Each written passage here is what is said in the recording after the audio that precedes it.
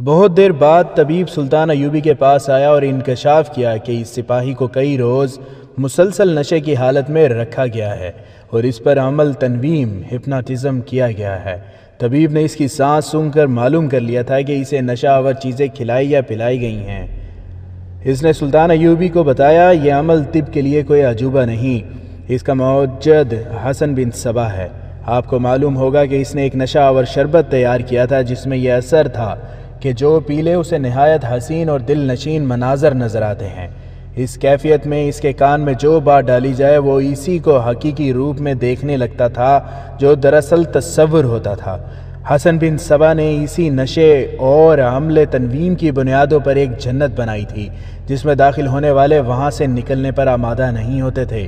وہ منہ میں مٹی اور کنکریاں ڈال کر سمجھتے تھے کہ مرغن کھانے کھا رہے ہیں، کانٹوں پر چلتے تو سمجھتے تھے کہ مخمل پر چل رہے ہیں۔ حسن بن صبا تو مر گیا، اس کا یہ شربت اور عمل پیچھے رہ گیا۔ اس کا گروہ قاتلوں کا گروہ بن گیا۔ اپنے مقاصد کے لیے یہ گروہ حسین لڑکیوں اور اس شربت کا استعمال کرتا ہے۔ اس سپاہی کو آپ کے قتل کے لیے اس عمل کا شکار بنایا گیا ہے۔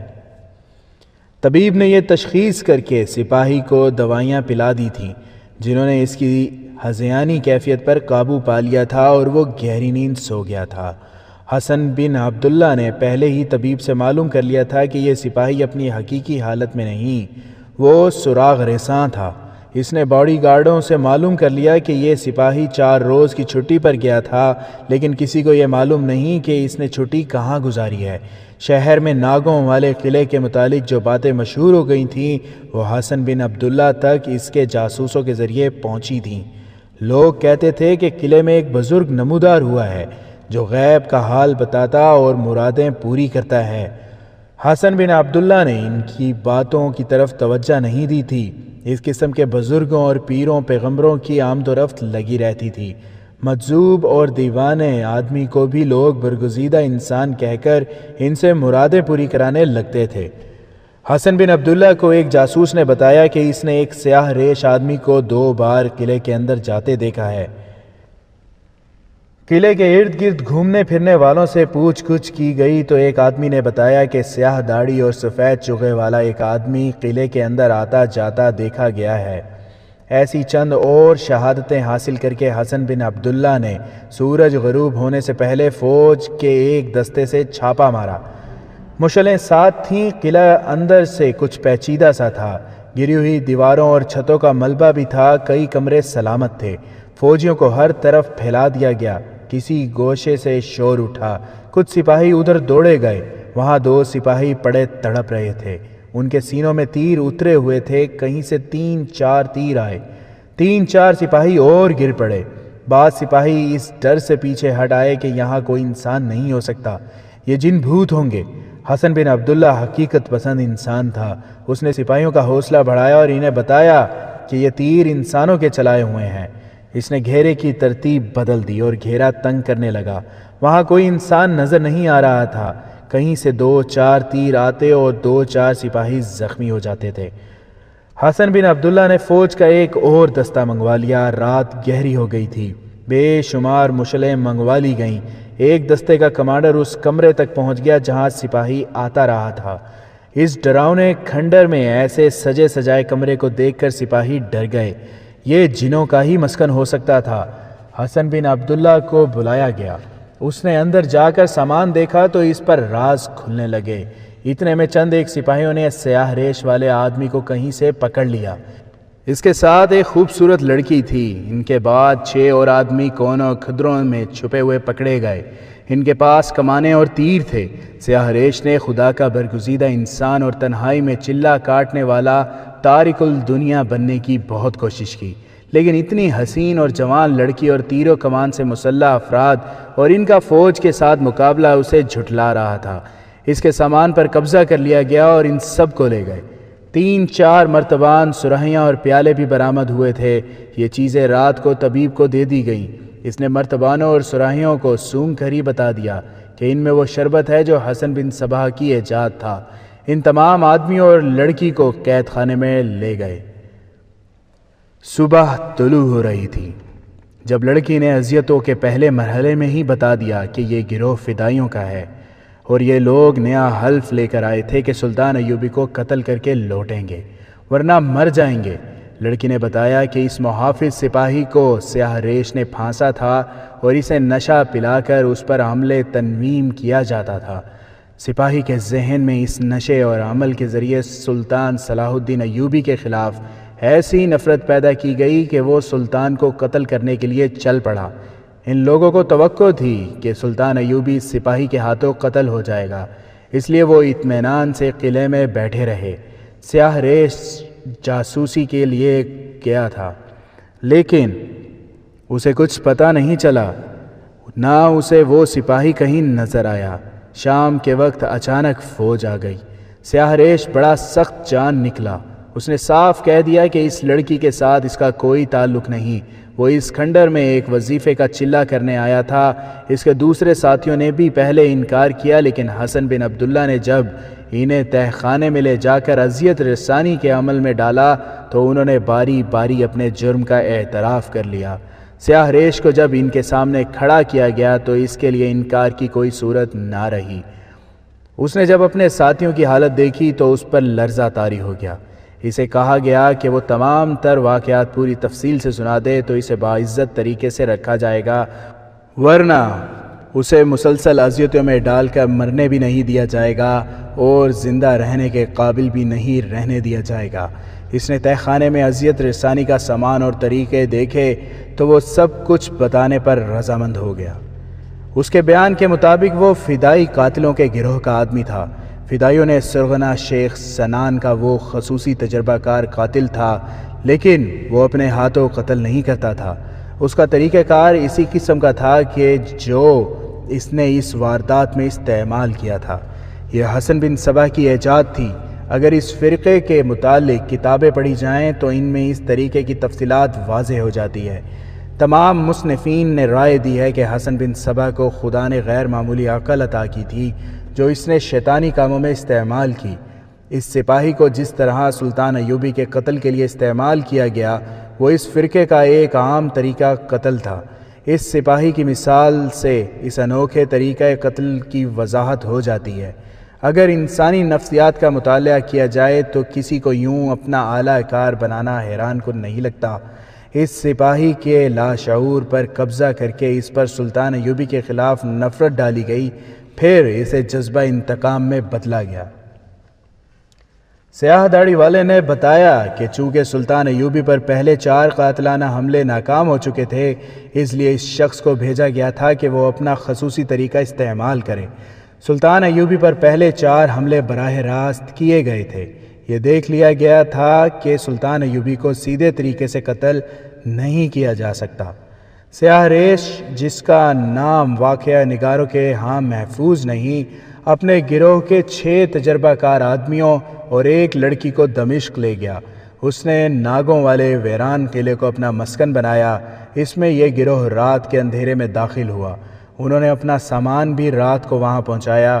اس گروہ کے آدمیوں نے شہر میں یہ افواہ پھیلائی کہ قلعے میں ایک درویش نمودار ہوا ہے جس کے ہاتھ میں غیبی طاقت ہے، وہ مستقبل کی باتیں بتاتا ہے۔ ان افواہوں کا مقصد یہ تھا کہ لوگ قلعے میں آئیں اور سیاہ ریش کو غیب سے نمودار ہونے والا درویش یا پیغمبر تسلیم کر لیں۔ اپنی یہ حیثیت منوا کر وہ کسی ایک یا ایک سے زیادہ آدمیوں کو قبضے میں لے کر سلطان ایوبی کے قتل کے لیے استعمال کرنا چاہتا تھا، مگر خلاف توقع لوگ قلعہ میں نہ آئے، جس کی وجہ یہ تھی کہ قلعے کے متعلق بڑی ہی ڈراؤنی روایات مشہور تھیں۔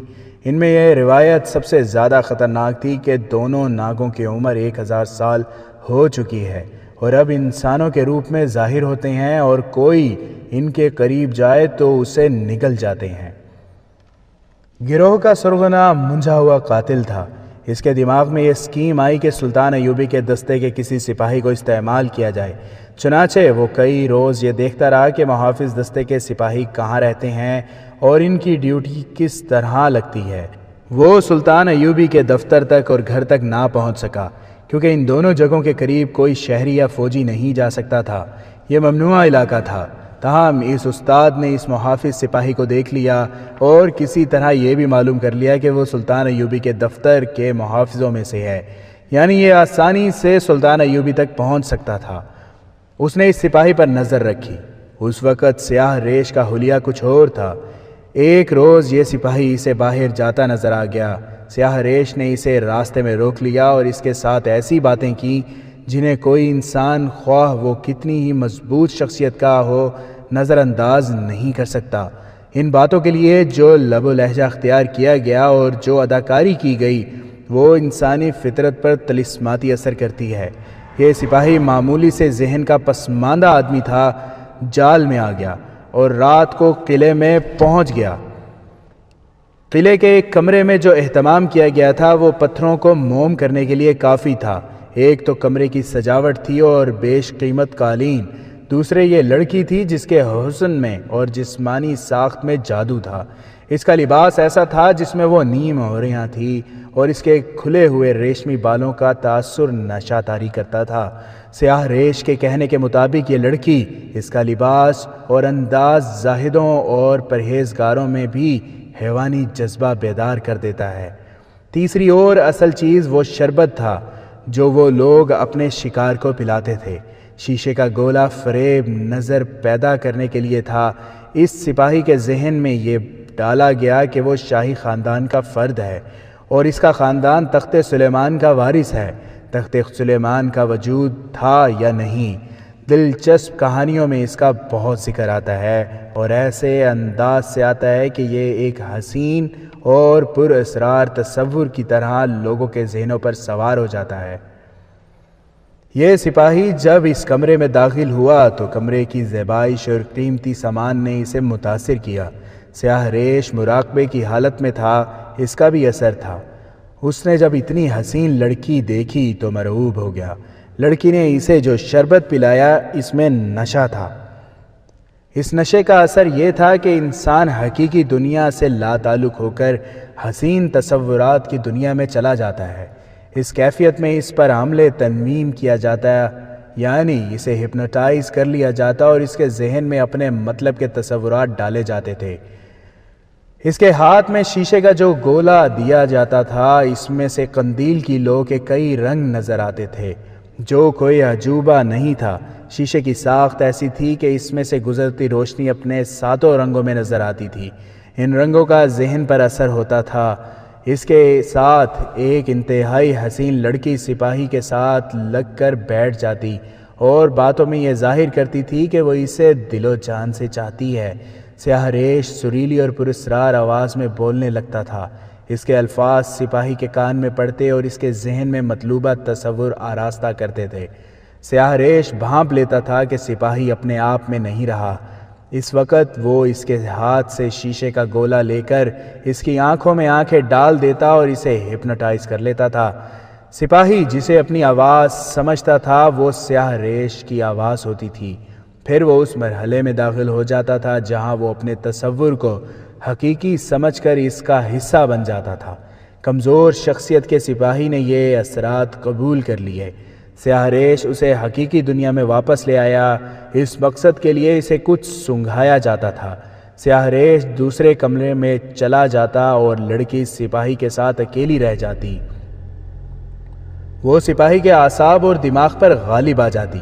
اس مقصد کے لیے وہ ایسی حرکات اور ایسی باتیں کرتی تھی جس کے اثر سے کم از کم یہ سپاہی بچ نہیں سکتا تھا۔ سپاہی کو صرف تخت سلیمان دکھا کر رخصت کر دیا گیا اور اس کے ذہن میں ڈال دیا گیا کہ یہ راز ابھی باقی ہے۔ سپاہی کے دل میں تجسس پیدا ہو گیا۔ دوسری بار اس پر یہی عمل کیا گیا اور اسے کچھ اور دکھا دیا گیا۔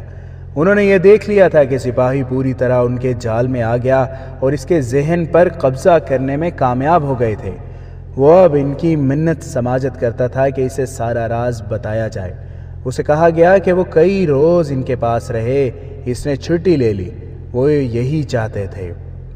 ان 4 دنوں اور 4 راتوں کے عرصے میں اسے مسلسل نشے اور ہپنوٹائزم کے زیر اثر رکھا گیا اور اس کے ذہن لاشعور میں صلاح الدین ایوبی کا تصور پیدا کر کے یہ بات ڈال دی گئی کہ سلطان ایوبی سپاہی کے دادا اور باپ کا قاتل ہے اور اس کے تخت پر بھی اس نے قبضہ کر رکھا ہے۔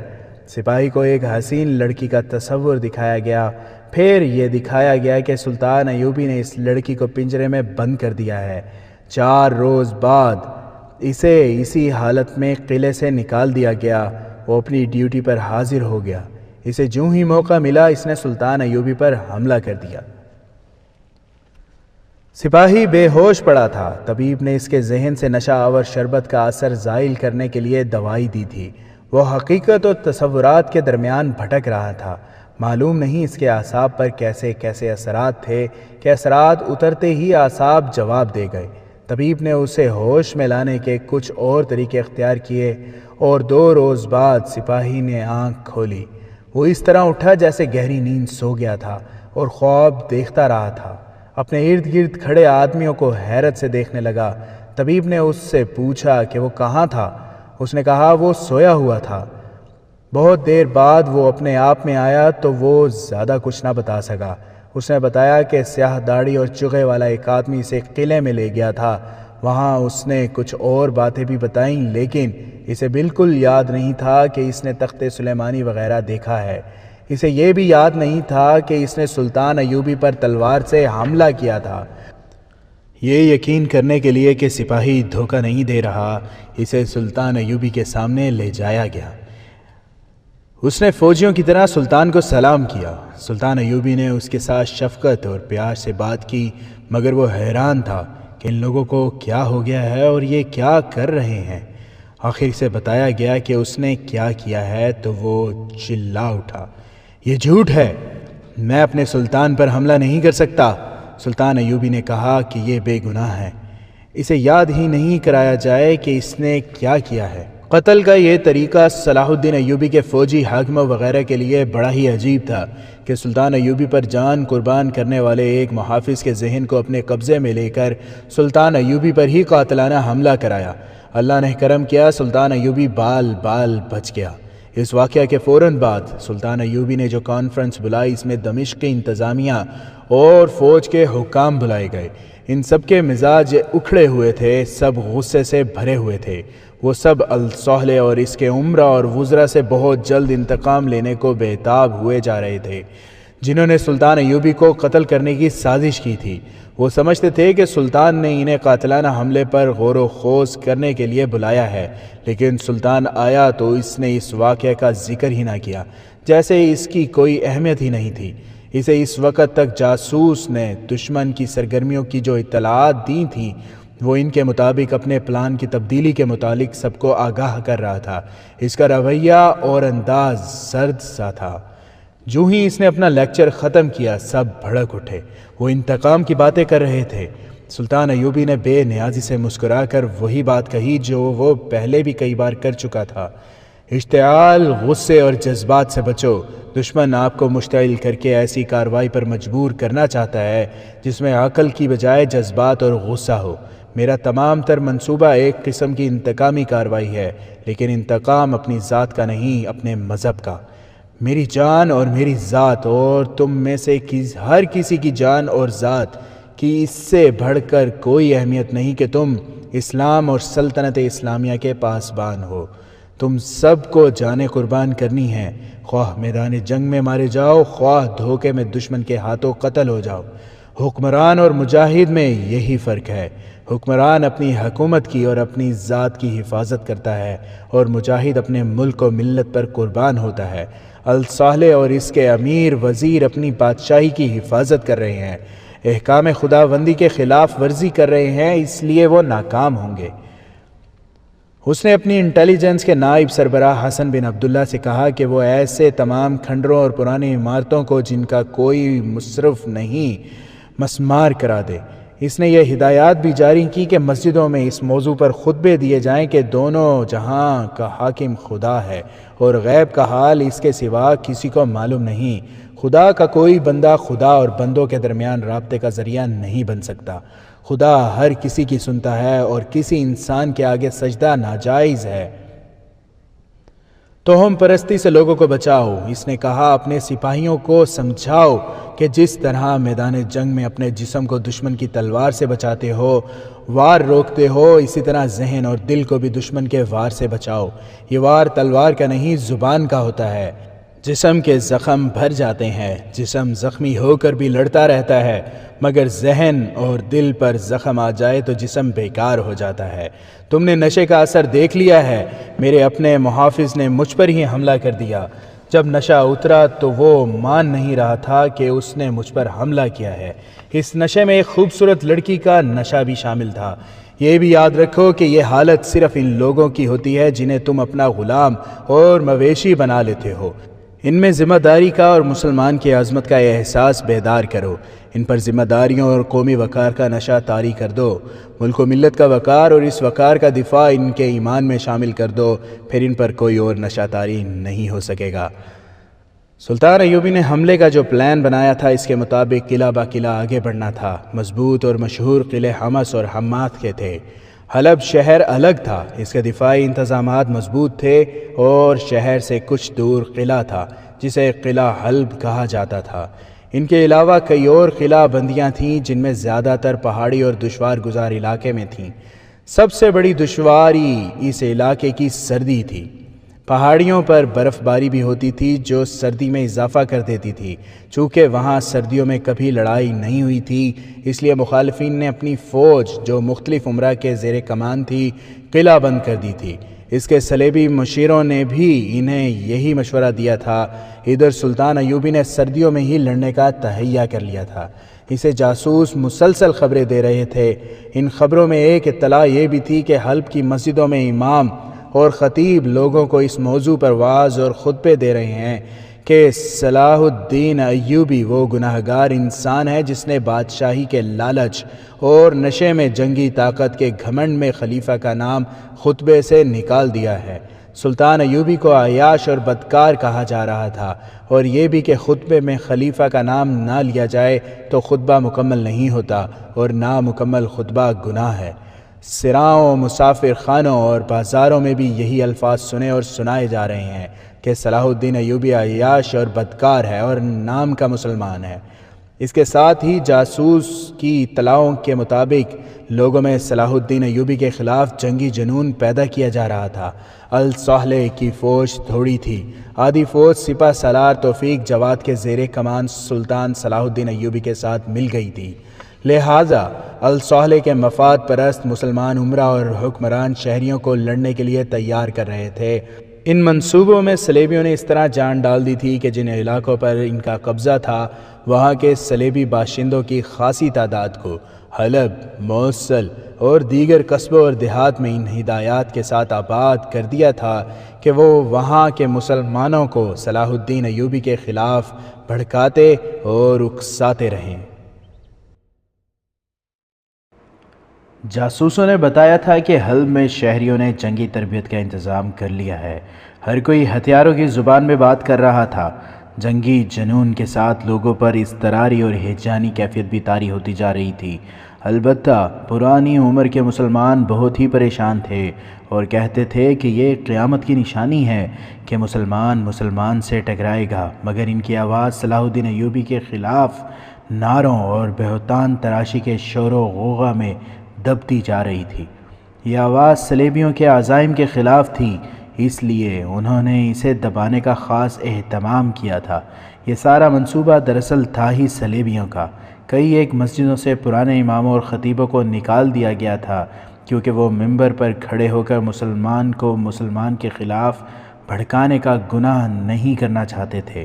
جیسا کہ پہلے بتایا جا چکا ہے کہ الصالح نے تریپولی کے صلیبی حکمران ریمانڈ کو زر و جواہرات اور بے انداز خزانہ اس کام کی اجرت کے لیے بھیج دیا تھا کہ صلاح الدین ایوبی کے ساتھ جنگ کی صورت میں وہ اسے جنگی مدد دے گا۔ ریمانڈ نے یہ اجرت وصول کر کے اپنے چند ایک فوجی کمانڈر مشیروں کی حیثیت سے حلب بھیج دیے تھے۔ ان میں انٹیلیجنس کا ایک ماہر بھی تھا جو تخریب کاری میں بھی مہارت رکھتا تھا۔ ان مشیروں نے آتے ہی حلب میں مسلمان فوجوں کی مشترکہ ہائی کمانڈ بنا دی تھی۔ فوجیں مختلف قلعوں میں تھیں۔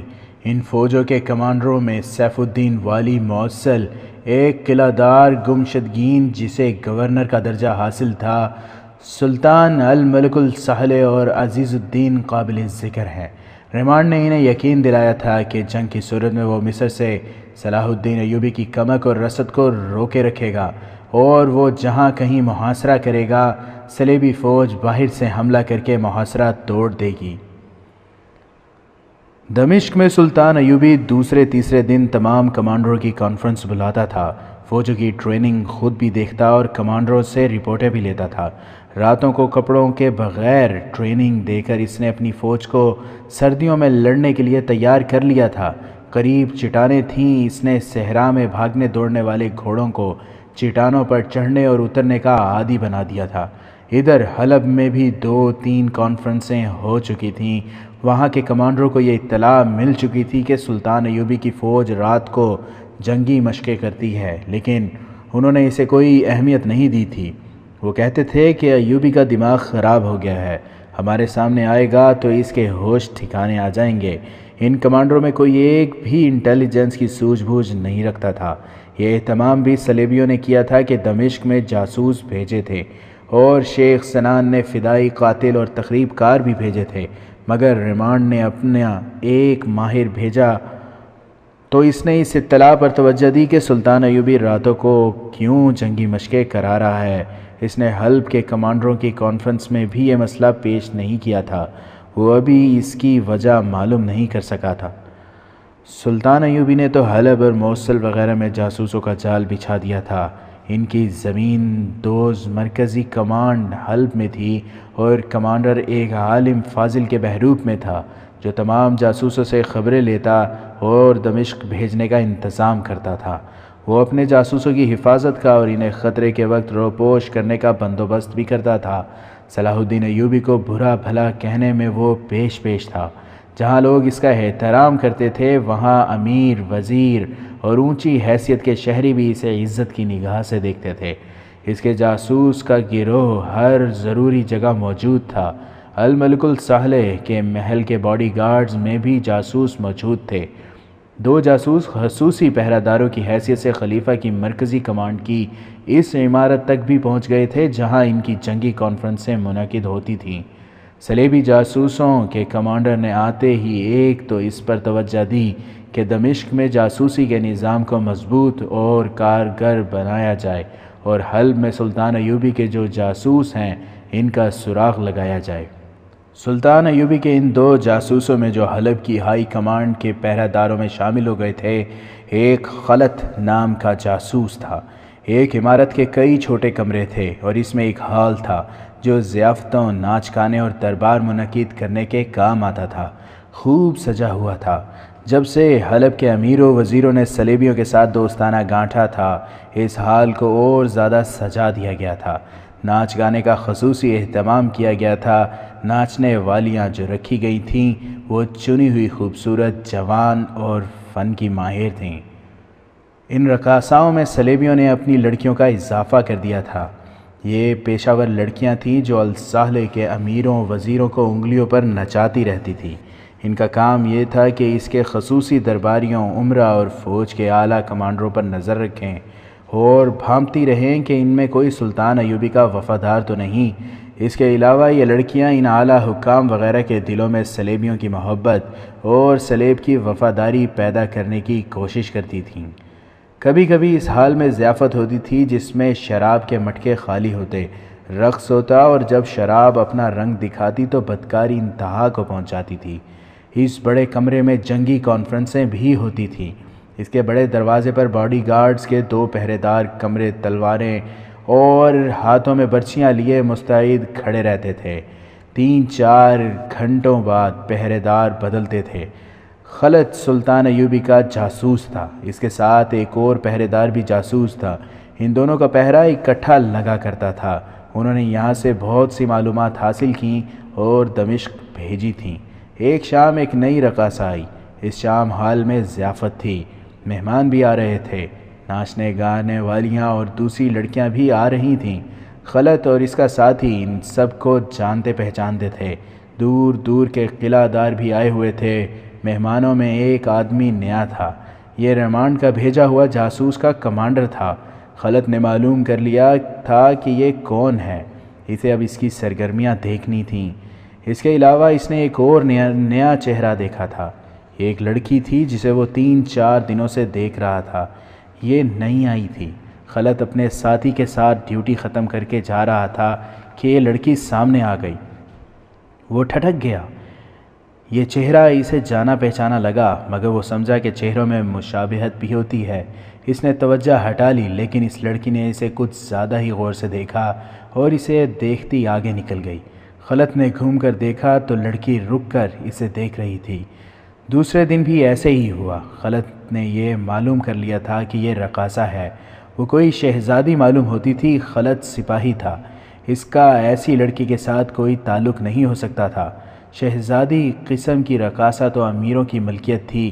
البتہ خلط کو ایک اور لڑکی یاد آ گئی تھی جس کی شکل و صورت اس رقاصہ سے ملتی جلتی تھی۔